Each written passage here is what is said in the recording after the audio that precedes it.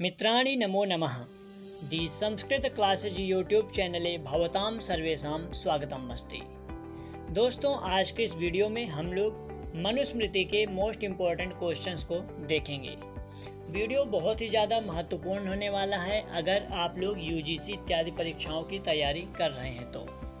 इस वीडियो में हमने ऐसे प्रश्नों को रखा है जो विगत वर्षों में पूछे जा चुके हैं तथा आगे संभावित हैं।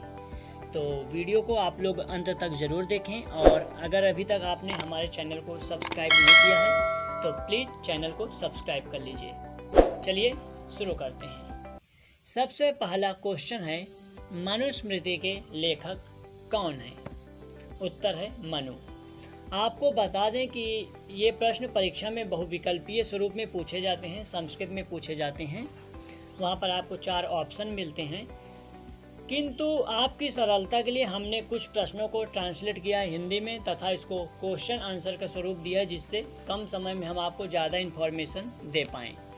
तो चलिए सरलता से कठिनता की ओर बढ़ते हुए शुरू करते हैं। मनुस्मृति के लेखक कौन हैं?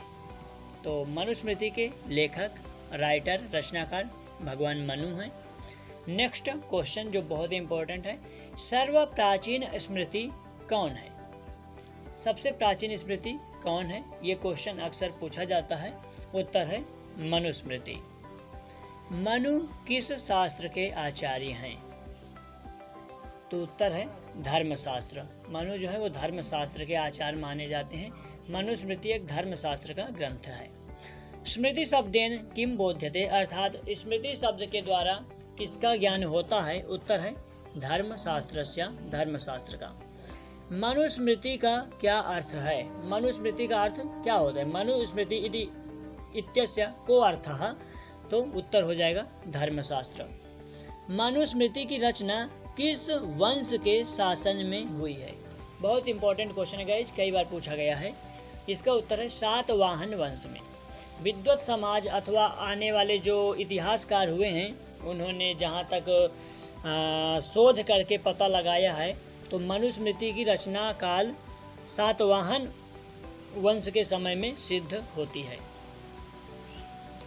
आगे हम लोग देखेंगे मनुस्मृति की प्रमुख टीकाएं। ये बहुत ही इम्पोर्टेंट टॉपिक है और मनुस्मृति की टीकाओं से संबंधित प्रश्न जरूर पूछा जाता है। सबसे पहला क्वेश्चन, कुल्लूक भट्ट द्वारा विरचित मनुस्मृति की टीका कौन है? उत्तर है मन्वार्थ मुक्तावली। ये प्रश्न कुछ इस प्रकार भी पूछा जा सकता है, मन्वार्थ मुक्तावली इत्यस्य लेखकोऽस्ति, इत्यस्य लेखकः को अस्ति। ठीक है, तो उत्तर हो जाएगा कुल्लूक भट्ट। कुल्लूक भट्ट ने मनुस्मृति के ऊपर मन्वार्थ मुक्तावली नामक टीका लिखा है। नेक्स्ट है भारुचि विरचित टीका। भारुचि द्वारा लिखित टीका है मनुशास्त्र विवरण। पूछेगा भारुचि विरचित टीका अस्ति, अर्थात भारुचि के द्वारा लिखित टीका कौन सी है? तो उत्तर हो जाएगा मनुशास्त्र विवरण। मेधा तिथि द्वारा विरचित टीका कौन सी है? तो मेधा तिथि नामक विद्वान ने मनुस्मृति के ऊपर मनुभाष्य नामक टीका लिखा है। प्रश्न कैसे भी घुमा फिरा कर पूछा जा सकता है, मनुभाष्यस्य प्रणेतः कः, अर्थात मनुभाष्य के लेखक कौन है? तो उत्तर हो जाएगा मेधा तिथि। ये भी पूछा जा सकता है मनुभाष्य किस विधा का ग्रंथ है? तो ये एक क्या टीका ग्रंथ है, किसके ऊपर टीका है? तो मनुस्मृति के ऊपर। किसने लिखा है? मेधा तिथि ने लिखा है। तो आपको ऐसे मतलब कि एक प्रश्न से जुड़े हुए 4 प्रश्न बनते हैं, तो ऐसे प्रश्न आपसे पूछे जा सकते हैं। गोविंद राज द्वारा विरचित टीका कौन सी है? अथवा गोविंद राज द्वारा मनुस्मृति के ऊपर जो टीका है उसका क्या नाम है? तो गोविंद राज जी ने मनुस्मृति के ऊपर मनु आशय अनुसारिणी, अर्थात मनु आशय अनुसारिणी नामक टीका लिखा है। यहाँ पर कोई अड़ची होने से मन्वाशयानुसारिणी हो जाता है। सर्वज्ञ नारायण द्वारा विरचित टीका है मन्वर्थ विवृति, और ये भी बहुत बार पूछा जाता है, मन्वर्थ विवृति इत्यस्य लेखकः कोऽस्ति?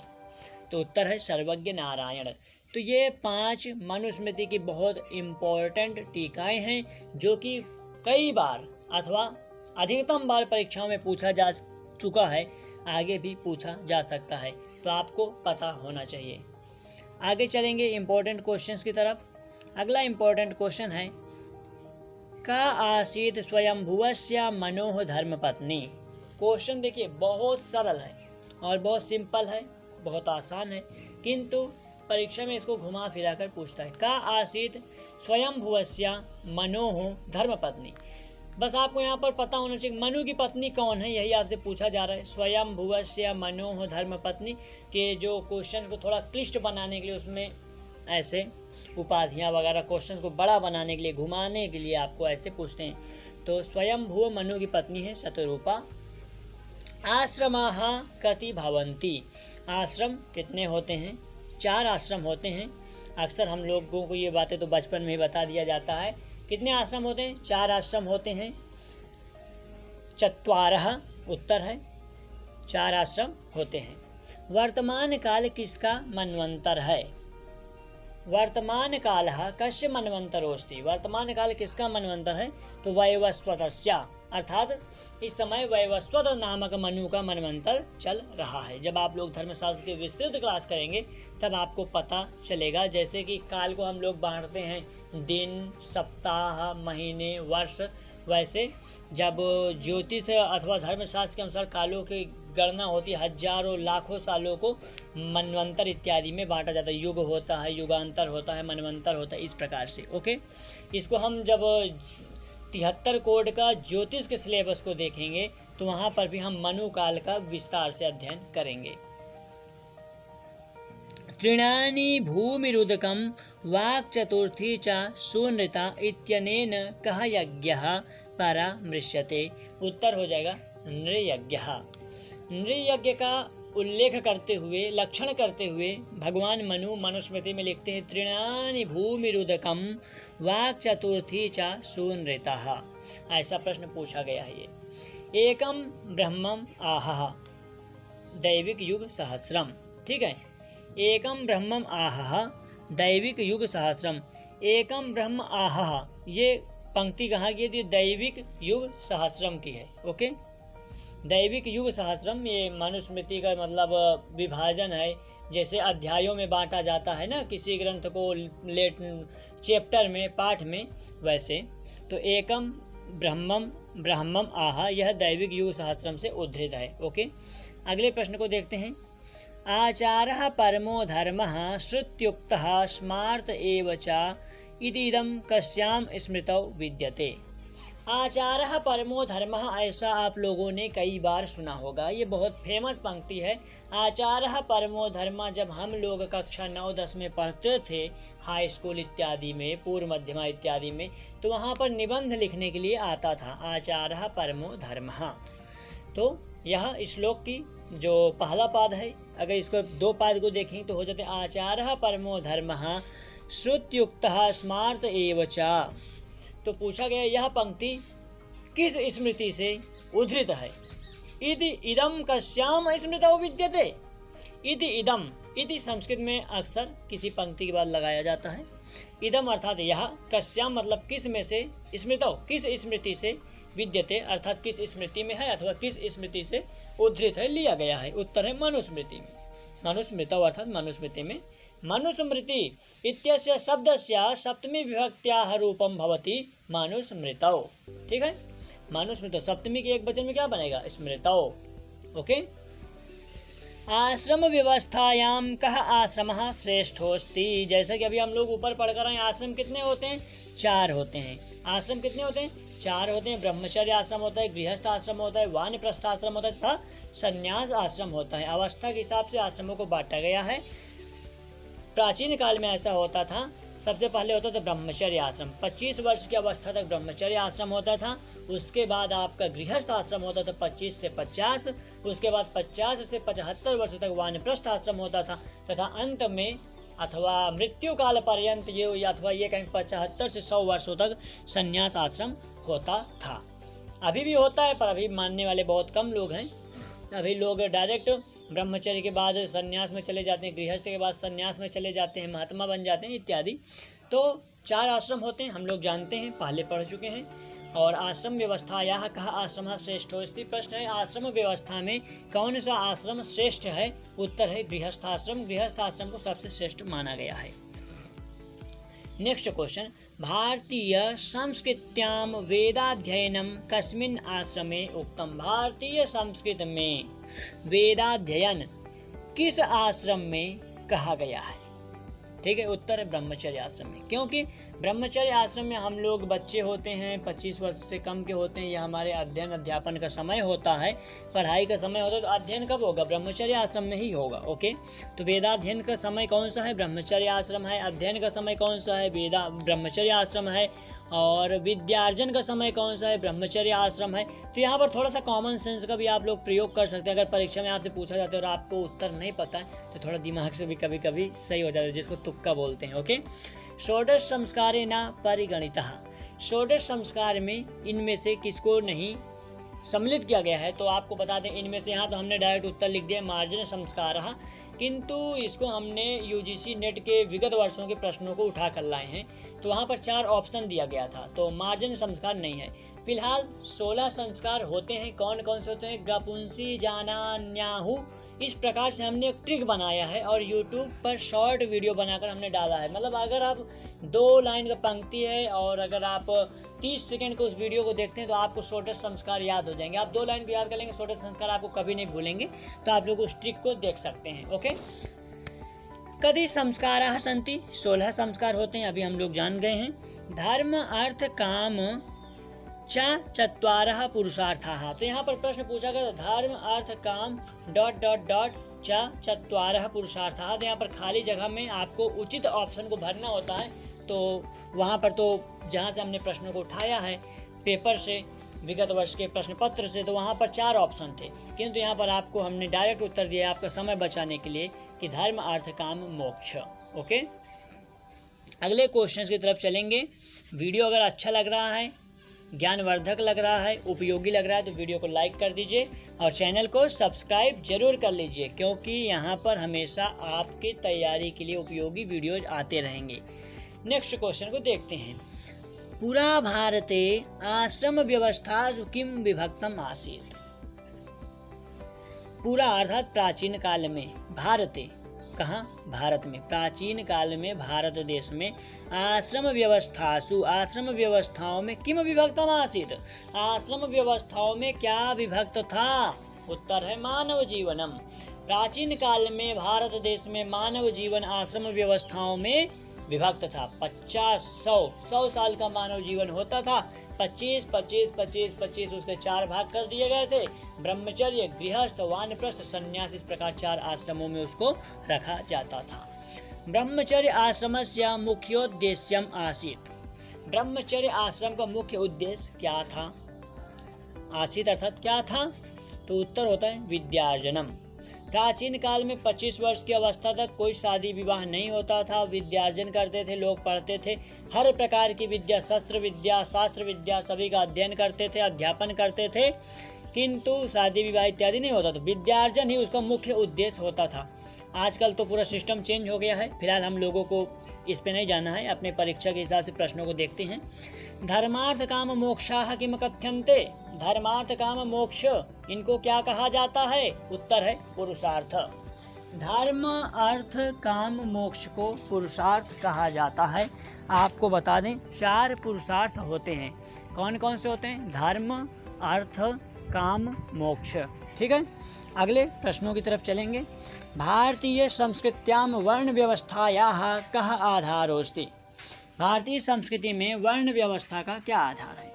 जैसे कि आप लोग जानते हैं प्राचीन काल में 4 वर्ण होते थे। कौन से? ब्राह्मण, क्षत्रिय, वैश्य, शूद्र। अभी भी होते हैं, किंतु जब से देश आज़ाद हुआ है और संविधान बना है तब से ये सिस्टम अब एकदम बदल गया है। ओके, फिर भी कुछ लोग मानते हैं। भारतीय संस्कृत्यां वर्ण व्यवस्थायाः कः आधारोऽस्ति? भारतीय संस्कृति में वर्ण व्यवस्था का आधार क्या था? उत्तर है कर्म। भारतीय संस्कृति में वर्ण व्यवस्था का जो आधार था वह कर्मकृत था, न कि जन्मकृत।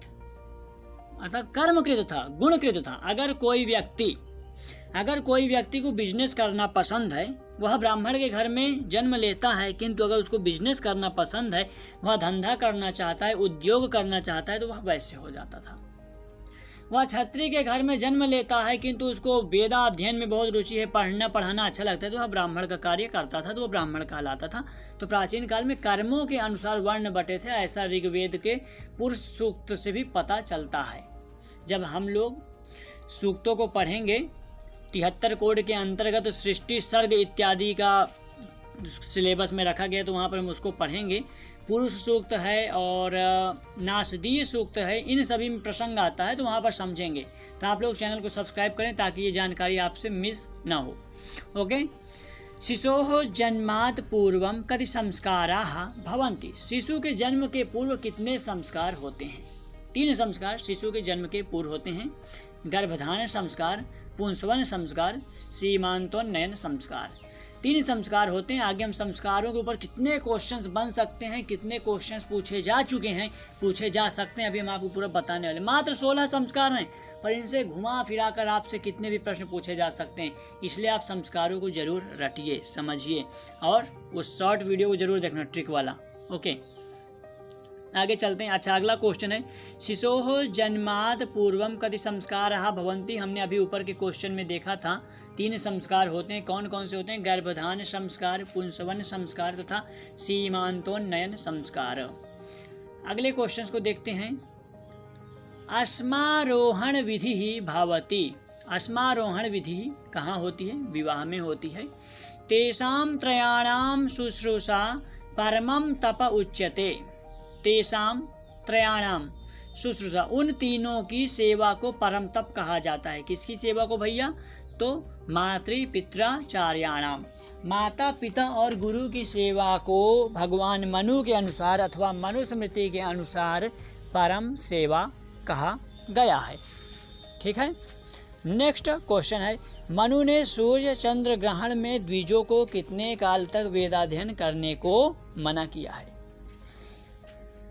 मनु सूर्यचंद्र ग्रहणे द्विजानां कति काल पर्यंतम वेदाध्ययनम वर्जितम। ठीक है, इसी का हमने संस्कृत अनुवाद किया। मनु ने सूर्य चंद्र ग्रहण में अथवा मनु ने ग्रहण काल में ब्राह्मणों को कितने काल तक वेदाध्ययन करने के लिए मना किया है? तो इसका उत्तर है त्रिरात्रम। जब ग्रहण होता है तो 3 रात्रम अर्थात त्रिरात्रम तक 3 रात्रि तक वेदाध्ययन के लिए मनु ने वर्जित किया है। यहाँ पर आप करें ऐसा कुछ नहीं कहा जा रहा है, किसी को हम करते हैं ऐसा नहीं कहा जा रहा है। यहाँ पर सिर्फ आपको ये मनु के मत में रखना है। जब हम लोग याज्ञवल्क्य के स्मृति को देखेंगे तो वहाँ पर याज्ञवल्क्य के मत में कुछ और है, तो आपको एकदम दिमाग में बैठा के रखना है ये मनु का मत है। और जब मनु के मत में प्रश्न पूछा जाएगा तब आपको ऐसा टिक करना होता है, ऐसा उत्तर चुनना होता है। ठीक है। मनुस्मृति याज्ञवल्क्य की स्मृति कुछ जगह सामान्य है, कुछ जगह भिन्न है। सिलेबस में वो भी है, उससे भी प्रश्न पूछे जाते हैं, तो हम उस पर भी वीडियोज लाएंगे। नेक्स्ट क्वेश्चन है गर्भिणी तु द्विमासादिस्तथा प्राव्रजितो मुनिः। गर्भिणी तु द्विमासादिस्तथा प्राव्रजितो मुनिः ब्राह्मणलिङ्गनाश्चैव न दाप्यास्तारिकं तरे। उत्तर है ब्रह्मचारिणा। मनु के मतानुसार प्रनष्टाधिगत द्रव्य का कौन सा भाग राजा को ग्रहण करना चाहिए? तो मनु के अनुसार आपके द्वारा अर्जित द्रव्य का 6वां भाग राजा को टैक्स के रूप में, कर के रूप में लेना चाहिए। इस समय तो बहुत ही ज़्यादा लग रहा है। 6वां भाग का मतलब क्या हुआ? अगर आप 100 रुपये कमाएंगे तो 100 रुपये का 6वां भाग कितना होगा? 20 पंचे 100, 20 रुपये तो 5वां भाग हो जाएगा। 15 छक्का 90, 15 सत्ते 105, 14 अर्थात 14 रुपये के आसपास आएगा। तो 14% सरकार को टैक्स में लेना चाहिए। ओके, मनु का मत है। आगे देखते हैं। समावर्तन संस्कार विधौ स्नातकानां प्रकाराः भवन्ति। समावर्तन संस्कार विधि में स्नातक कितने प्रकार के होते हैं? उत्तर है 3 प्रकार के। सीमांतोन्नयनम। अत्र सीमांत पदस्य अर्थोस्ति सीमांतोन्नयन। अच्छा, कई बार हम लोग बोलते हैं सीमांतोन्नयन संस्कार, सीमांतोन्नयन संस्कार। सीमांतोन्नयन मतलब होता क्या है? आज भी होते हैं हम लोगों के सीमांतोन्नयन संस्कार, बस हम लोगों को उसका नाम पता नहीं है। आजकल बोलचाल में उसको कुछ और बोलते हैं। क्या बोलते हैं भैया? सीमांतोन्नयन जो है, यहाँ पर सीमंत शब्द का अर्थ होता है केस, और आज भी बच्चे का मुंडन संस्कार होता है। जब बच्चा 2-3 साल का होता है तो उसका किसी तीर्थ स्थल पर जाते हैं, वहाँ पर मुंडन कराते हैं पहली बार, तो इसी को बोलते हैं सीमांतोन्नयन संस्कार। सीमन अर्थात होता है बाल, और बाल का क्या होता है, उसको सीमांतोन्नयन, उन्नयन हो जाता है। उन्नयन मतलब उसको छीलना, काटना इत्यादि। गर्भ शुद्धि के लिए संस्कार विहित है। गर्भ शुद्धि के लिए कौन सा संस्कार होता है, तो सीमांतोन्नयनम। गर्भ शुद्धि के लिए भी सीमांतोन्नयन संस्कार होता है। नारियों के पुनर्विवाह के प्रतिपादक हैं मनु। अच्छा, एक बात बहुत इंपॉर्टेंट यहाँ पर देखिए, आपको पता चलने वाला है। भगवान मनु के अनुसार नारियों का पुनर्विवाह है। मनु ने नारियों के पुनर्विवाह का विरोध नहीं किया है। तो अगर ये पूछा जा सकता है तो कि मनु के मत में क्या नारियों की, स्त्रियों को दोबारा विवाह की अनुमति है, तो भैया मनु के मत में अनुमति है। आप लोग टिक करना यस, मनु का मत है कि स्त्रियां दोबारा विवाह कर सकती हैं। ओके। गौतमेन कति संस्काराः कथिताः। मनु के मत में 16 संस्कार होते हैं, किंतु भगवान गौतम ऋषि के मत में 40 संस्कार होते हैं। संस्कार के कितने उद्देश्य हैं, तो चतुर्विधम। संस्कार के 4 उद्देश्य हैं मनु के अनुसार। मनु के अनुसार किस प्रकार का पात्र यति पात्र नहीं माना जाता है, तो ताम्र पात्र को यति पात्र नहीं मानते हैं। आगे देखेंगे, विवाहों में श्रेष्ठ विवाह कौन सा है। विवाह 8 प्रकार के होते हैं। हम लोग आगे जानेंगे नाम, कौन से विवाह को क्या कहते हैं, पूरा समझेंगे। बस आपको यहाँ पर इतना समझना है, विवाह कितने प्रकार के होते हैं, 8 प्रकार के होते हैं, और उनमें श्रेष्ठ कौन होता है, ब्रह्म विवाह। ब्रह्म विवाह को सर्वश्रेष्ठ माना जाता है। सुरासु मुख्या भवति पैष्ठी। सुरा अर्थात होता है मदिरा। मदिराओं भी बहुत भेद होते हैं, वर्तमान काल में भी देखा जाता है। देसी, अंग्रेजी, पौवा और क्या क्या बियर इत्यादि का नाम होता है। भैया जो पीते हैं वो जानते होंगे।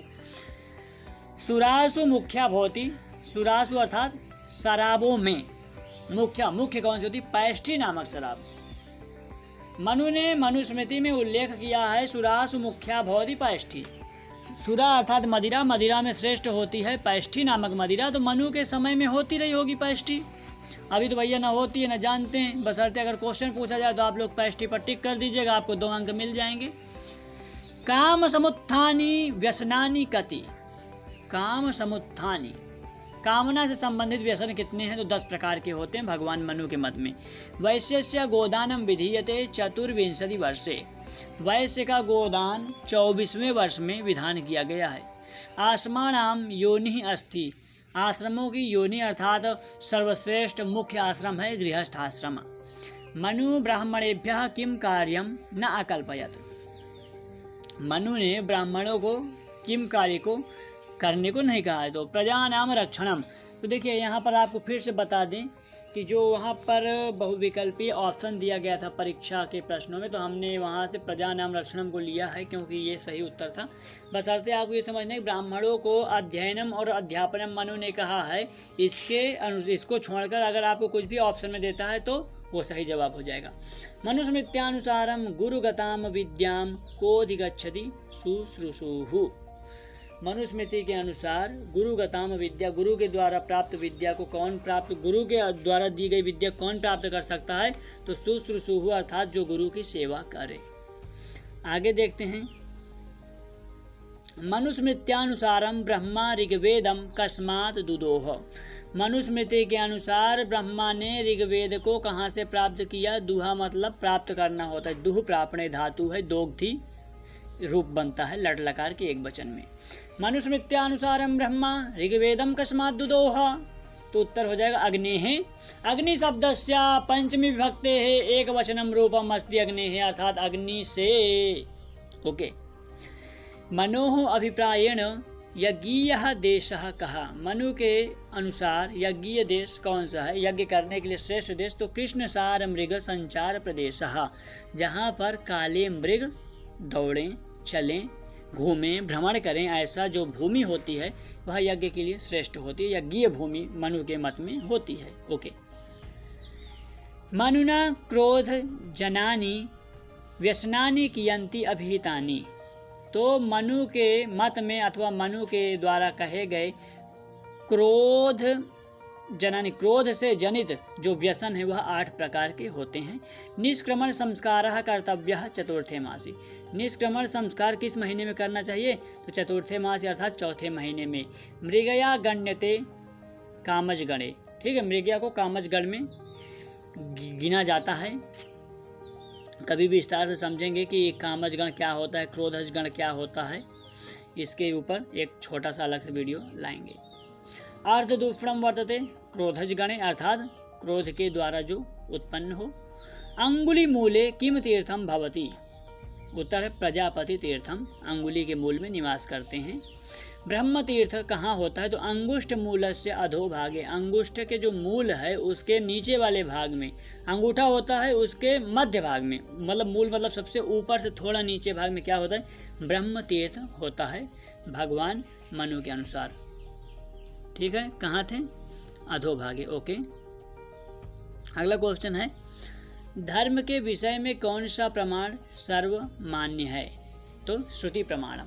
मनु ने स्वयं कहा है कि अगर श्रुति और स्मृति के बात में अगर कभी टकरार हो कि अगर श्रुति कुछ और कहे स्मृति कुछ और कहे तो उसमें श्रुति को अर्थात वेद को ही श्रेष्ठ समझना चाहिए।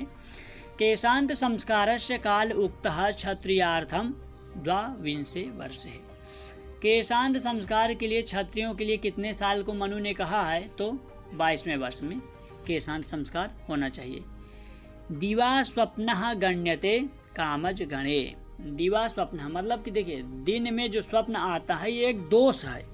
ठीक है, जैसे कि अभी बताया मनु के मत में दोष कितने प्रकार के होते हैं, तो कामज दोष कितने प्रकार के होते हैं, क्रोधज दोष कितने प्रकार के होते हैं। कामज मतलब कामना से उत्पन्न होने वाले, क्रोधज मतलब क्रोध से उत्पन्न होने वाले। तो दिन में स्वप्न देखना एक दोष है और ये किससे होता है, कामना से होता है। तो ये कामज गणे, ये कामज के गण मतलब कामज के अंतर्गत आता है। मनुना चूड़ा कर्मणः कालः उक्तः, मनु ने चूड़ा कर्म का काल कब कहा है, तो प्रथमे वर्षे, प्रथम वर्ष में चूड़ा कर्म संस्कार होना चाहिए, ऐसा मनु का मत है। अन्नप्राशन संस्कार कस्मिन् मासे विधीयते, तो बालक के जन्म के छठे मास में अन्नप्राशन संस्कार होता है। ईर्ष्या गण्यते क्रोधज गणे, ईर्ष्या का जब क्रोध होता है तो ईर्ष्या होता है, तो ईर्ष्या क्रोधज गणे क्रोध के अंतर्गत, क्रोध से उत्पन्न होने वाले दोषों के अंतर्गत आता है ईर्ष्या। राजा कौन होता है, उत्तर है अभिषिक्त, जो अभिषिक्त होता है वही राजा बनने योग्य होता है। ठीक है, धर्म का एक लक्षण है स्वस्य च प्रियमात्मनः, तो फिर आपको वही बात बताएंगे कि वहाँ पर आपको 4 ऑप्शन दिए गए थे, उनमें से ये सही उत्तर था जिसको रखा गया है। मनुस्मृत्यानुसारम सर्व व्यसन मूलम किम, तो मनुस्मृति के अनुसार सभी व्यसनों का मूल है लोभ। मनुमते साक्षात धर्म से लक्षणम कतिविधम, तो मनु के मत में साक्षात धर्म का लक्षण 4 प्रकार का होता है, चतुर्विधम। 8वें वर्ष में उपनयन विहित है, तो ब्राह्मणों का उपनयन 8वें वर्ष में हो जाना चाहिए। लेकिन फिर से बोल रहे हैं ये भगवान मनु का मत है। अगर आपसे पूछा जाएगा कि मनु मते, तभी आप लोग 8वें वर्ष पर क्लिक कीजिए। मनु मते ब्राह्मणस्य उपनयनम विहितम 8म वर्षे, किंतु अगर याज्ञवल्क का मत होता है, गौतम का मत होता है, तो वहाँ पर थोड़ा सा परिवर्तन हो सकता है। जब हम लोग याज्ञवल्क स्मृति को देखेंगे तो वहाँ पर आपको पूरा स्पष्ट करेंगे। यहाँ पर मनु को समझ लेते हैं, कल अथवा किसी और दिन याज्ञवल्क को समझ लेंगे। तो उसके लिए वीडियो मिस ना हो तो आप लोग चैनल को सब्सक्राइब जरूर करें। और बस इस चैनल को आपकी तैयारी के लिए बनाया गया है, इसलिए अपने मित्रों को ज़्यादा से ज़्यादा जोड़ें। ब्राह्मणों का मरणा शौच कितने दिन का होता है, ठीक है, तो ब्राह्मणों को उपनयन जो है वो 8वें वर्ष में भी थे और ब्राह्मणों को मरणा शौच 10 दिन में होता है। धन लेकर किया जाने वाला विवाह आसुर विवाह कहलाता है। तो हमने आपको पहले भी कहा है कि विवाह 8 प्रकार का होता है, सबसे श्रेष्ठ ब्रह्म विवाह होता है। और विवाह के ऊपर हम एक अलग से वीडियो लाएंगे जिसमें पूरा विवाह को समझेंगे, क्योंकि एक बड़ा टॉपिक हो जाता है जिस पे कभी 8-10 मिनट चर्चा करेंगे तो विवाह से संबंधित कोई भी प्रश्न आपका मिस नहीं होगा। कई बार पूछा जाता है राजा दुष्यंत और शकुंतला का विवाह किस प्रकार का विवाह था, तो उन्होंने गांधर्व विवाह किया था। गांधर्व विवाह कौन कर सकता है, क्षत्रिय कर सकते हैं, क्षत्रियों के लिए अलाउ था। तो इस प्रकार का जो विवाह होता है, तो विवाह के ऊपर पूरा समझेंगे किसी अन्य वीडियो में। मनु के मत में सूरा कितने प्रकार की होती है, 3 प्रकार की सूरा होती है। धर्म जिज्ञासमानानाम प्रमाणम परमम श्रुति कस्य स्मृतौ, धर्म जिज्ञासमानानाम प्रमाणम परमम श्रुति, अर्थात धर्म को जो जानना चाहते हैं, धर्म को जो जानने के इच्छुक हैं, धर्म जानने के लिए जो जिज्ञासु हैं, उनके लिए परम प्रमाण श्रुति होती है, ऐसा मनु भगवान का मत है। मनुस्मृत्यानुसारेण सरस्वती दृशद्वत्योर्देवनद्योर्मध्ये देशोस्ति ब्रह्मवर्तः। अर्थात मनुस्मृत्यानुसारेण, मनुस्मृति के अनुसार सरस्वती, ठीक है, सरस्वती एक नदी है, उसके बाद है दृशद्वत्या। तो सरस्वती और दृशद्वत्या, इन दो नदियों के मध्य में जो भूमि है उसको बोलते हैं ब्रह्मवर्त प्रदेश। वर्तमान काल में तो सरस्वती नदी लुप्त हो गई है। मनुस्मृत्यनुसारेण कः परमो धर्मः, आपको पता है, आचारः परमो धर्मः। ब्रह्मचारी के कितने प्रकार होते हैं? ब्रह्मचारी 2 प्रकार के होते हैं। मनु के किस शिष्य ने वर्तमान मनुस्मृति का आख्यान किया है? उत्तर है भृगु। ब्रह्मचारी धर्म मनुस्मृति के किस अध्याय में वर्णित है? उत्तर हो जाएगा 2 अध्याय में। एकाग्रचित मनु से वर्णादि धर्मों की जिज्ञासा किन लोगों ने की है? मनुस्मृति के प्रारंभ में मिलता है कि मनु भगवान से ऋषियों ने धर्म की जिज्ञासा किया, महर्षियों ने, तो उन्होंने धर्म का उपदेश प्रारंभ किया, जिसको मनुस्मृति के रूप में जाना जाता है। मारीच आदि प्रजापतियों की संख्या कितनी है? उत्तर है 10। किस युग में धर्म चारों पदों से युक्त रहता है? सतयुग में ब्रह्म चारों पदों से, धर्म चारों पदों से युक्त रहता है भगवान मनु के मत में।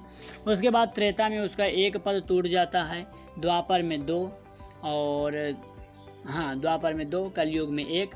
इस प्रकार जैसे जैसे युग होते हैं एक एक। कलयुग में धर्म का सिर्फ एक ही पैर बचता है। कृषि कार्य की वर्ण का धर्म है। अच्छा, कृषि कार्य किस वर्ण का धर्म है? तो ये वैश्यों का है, ठीक है, क्योंकि कृषि भी एक तरह से क्या हो जाता है? आपका उद्योग हो जाता है, कृषि उद्योग है। मानवों में सर्वश्रेष्ठ कौन है? ब्राह्मण। भैया अगर आप वीडियो देखने वाले ब्राह्मण नहीं तो बुरा मत मानना, ये मेरा मत नहीं है, ये भगवान मनु का मत है प्राचीन काल में। और वैसे भी उस समय जातिगत वर्ण व्यवस्था नहीं थी, कर्मगत वर्ण व्यवस्था थी। अगर क्षत्रिय भी वेद पढ़ने के बाद अध्यापन करेगा तो वह ब्राह्मण कैटेगरी में आ जाएगा उस समय। सभी तपों का मूल क्या है? तो आचारः परमो धर्मः। आगे चलते हैं, वीडियो बहुत ज़्यादा लॉन्ग हो रहा है। कपास से निर्मित यज्ञोपवीत किस वर्ण के ब्रह्मचारी के लिए है? उत्तर है ब्राह्मण के। पूर्वाभिमुख होकर भोजन करने से क्या प्राप्त होती है? आयु। इसलिए आप लोग आज से पूर्वाभिमुख होकर भोजन प्राप्त करें। मनु ने अपने किस शिष्य को धर्मोपदेश के लिए अधिकृत किया? उत्तर है भृगु। प्रथमो मनु कथ्यते स्वयं भुवः। सबसे पहले जो मनु है उन्हें कहा गया है स्वयं भुव। मनु की पत्नी शतरूपा नहीं थी, क्योंकि इस समय वैवस्वत मनु है और वैवस्वत मनु की पत्नी शतरूपा नहीं है। जब पूछा जाएगा स्वयं भू मनु की पत्नी कौन है, तो शतरूपा है। जैसा कि तीसरा क्वेश्चन, शायद वीडियो का तीसरा क्वेश्चन में हमने समझा था, पूछा गया था कि मनु पत्नी का, और ये प्रश्न पूछा गया था यूजीसी के द्वारा। आगे चलते हैं, वीडियो बहुत लॉन्ग हो रहा है, फिर भी फटाफट देख लेते हैं, कुछ इंपॉर्टेंट क्वेश्चन छूट रहे हैं। मनुस्मृति के उत्पादक किसे माना जाता है? उत्तर है परमात्मा को। मनु के अनुसार ब्राह्मण का सर्वोत्तम तप क्या है? वेदाभ्यास। कलयुग में किसकी प्रधानता है? उत्तर हो जाएगा दान की। यज्ञ करना किसका धर्म नहीं है? उत्तर है शूद्र का। ब्राह्मणों में सर्वश्रेष्ठ कौन है? उत्तर है विद्वान। जो विद्वान होगा वही ब्राह्मणों में श्रेष्ठ होगा। धर्म जिज्ञासुओं के लिए प्रमाण क्या है? श्रुति प्रमाणम। Next important questions. भ्रात्या किसे कहते हैं? तो निर्धारित समय पर उपनयन नहीं करने वाले को भ्रात्या कहा जाता है। ब्राह्मण का केशांत संस्कार किस वर्ष में करना चाहिए? तो 16वें वर्ष में ब्राह्मण का केशांत संस्कार होता है भगवान मनु के मत में। किस प्रकार का जप सर्वोत्तम फलदायी होता है? तो मानस, अर्थात जो मन में जप किया जाता है। क्षत्रिय की श्रेष्ठता किससे होती है? बल से होती है। गुरु की निंदा से ब्रह्मचारी कौन सी योनि प्राप्त करता है?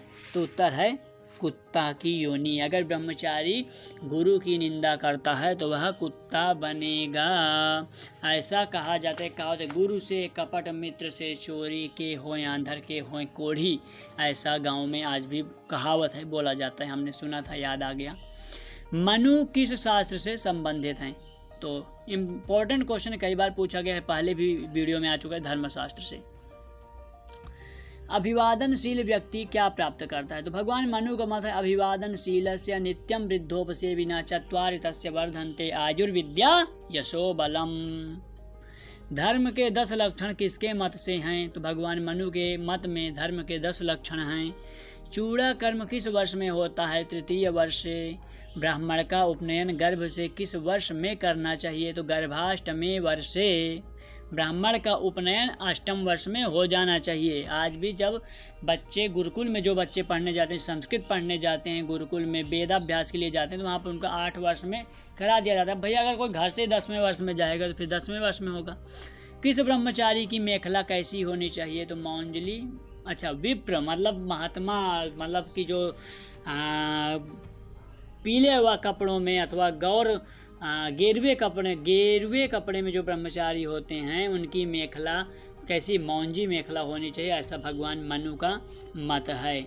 आगे देखते हैं राजा का परम कर्तव्य क्या है? तो राजा का परम कर्तव्य भगवान मनु के अनुसार है प्रजा का रक्षण। मनुस्मृति के अनुसार राजा किस कारण से सभी प्राणियों को अभिभूत करता है? तो देवांशेभ्यो निर्मितत्वाद। ऐसा कहा जाता है कि राजा में देवताओं का अंश निवास करता है, इसलिए राजा का जो वचन होता है वो देवताओं का वचन माना जाता है। ठीक है। मनुस्मृति में स्त्रियों की तुलना किससे की गई है? तो श्रियः अर्थात लक्ष्मी से। अर्थात मनुस्मृति में स्त्रियों का अनादर नहीं किया गया है, स्त्रियों को लक्ष्मी के समान श्रेष्ठ बताया गया है। 8 प्रकार के विवाहों का उचित क्रम क्या है? बहुत इंपॉर्टेंट क्वेश्चन है, बहुत बार पूछा गया है। 8 विवाह कौन कौन से होते हैं ये भी हम आपको बता देंगे यहाँ पे, और उनको हमने उचित क्रम पे रखा गया है कि अर्थात मनु के अनुसार जो श्रेष्ठ विवाह है वह सबसे पहले और जो निम्न है वह सबसे अंतिम में।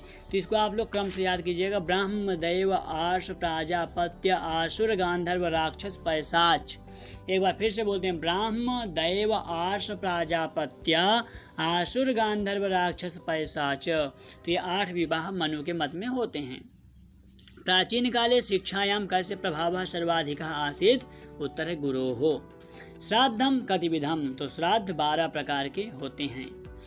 अगला क्वेश्चन है, मनुस्मृति के अनुसार कति पाक यज्ञाः? उत्तर है 4। मनुस्मृति के अनुसार कति वर्णाः? 4।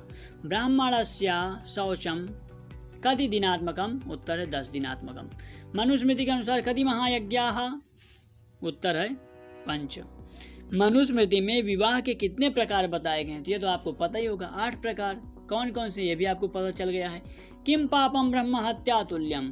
तो राजगामी पैसुनम, इसका क्या मतलब होता है मुझे डिक्शनरी देखना पड़ेगा, पर मनुस्मृति के अनुसार राजगामी पैसुनम ये जो है ये ब्रह्म हत्या के बराबर पाप होता है शायद।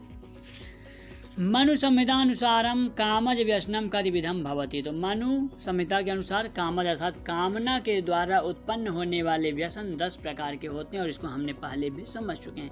मनु मते पुत्रः कतिविधः? तो मनु के मत में जो पुत्र होते हैं वह 12 अर्थात 12 प्रकार के होते हैं। तो मित्रों ये थे मनुस्मृति से संबंधित कुछ मोस्ट इम्पॉर्टेंट क्वेश्चंस। अगर वीडियो आपको अच्छा लगा है तो वीडियो को लाइक ज़रूर करें, चैनल को सब्सक्राइब करें। तो मिलते हैं अगले वीडियो में, तब तक के लिए नमस्कार, टेक केयर, जय हिंद।